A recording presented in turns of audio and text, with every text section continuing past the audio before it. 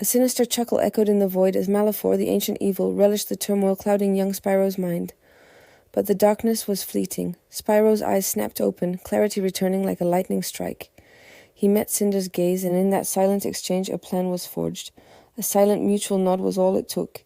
Their powers, light and shadow, intertwined, weaving a brilliant tapestry of energy that erupted into unbreakable, ethereal chains. The chains shot forward, wrapping around Malefor, binding him completely. The ancient dragon roared in fury, but his struggles were useless against their combined might. Spyro, however, wasn't finished. This wasn't just about capture, it was about ensuring this threat could never return. He focused his will, reaching out with his own burgeoning power.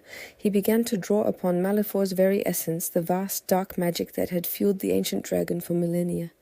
The power flowed into Spyro, a torrent of raw energy that he struggled to contain, but he held fast. Malefor withered, his form shrinking, his roars fading to whispers as his life force was drained away. It was a grim sight, yet a profound sense of relief washed over the land as the ancient evil finally faded into nothingness. With the deed done, Spyro turned to Cinder, his breath still heavy. "It's over," he said, his voice resonating with newfound authority. "But our work is not done. We must return to the Dragon Temple, the Elders. They must be told." Cinder dipped her head in agreement, her loyalty to Spyro unwavering. Together they soared through the skies, the world below seeming calmer, breathing a collective sigh of relief. The journey back was swift, their hearts pounding with the gravity of what they had accomplished and what was yet to come. They arrived at the Grand Temple, the familiar figures of the Dragon Elders waiting for them. Ignitus, the fiery guardian, Cyril, the master of ice, Terrador, the embodiment of earth, and the crackling, energetic Voltaire. They greeted the young heroes with awe and relief, but as they gathered, Spyro and Cinder shared another look. This was the moment. With a sudden, coordinated burst of their now immense power, they unleashed a wave of energy that swept through the chamber. The elders, caught completely off guard, had no time to react. In a flash of brilliant, overwhelming light, they were gone. Now, true peace could begin.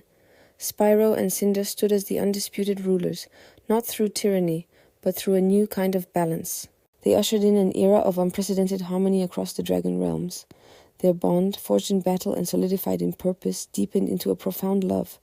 Over time, their legacy took physical form. Their nest held a clutch of extraordinary eggs, one of earth, one of air, another of water, and one of fire. Beside them lay eggs of wood and metal, and two that mirrored their parents, one a swirl of black and white, and the other a perfect blend of purple and black. The future was secure, held in the careful claws of Spyro and Cinder, the perfect balance of light and shadow forever safeguarding the realms. Thank you so much for watching. If you enjoyed this story, don't forget to hit that like button and subscribe for more adventures. See you next time.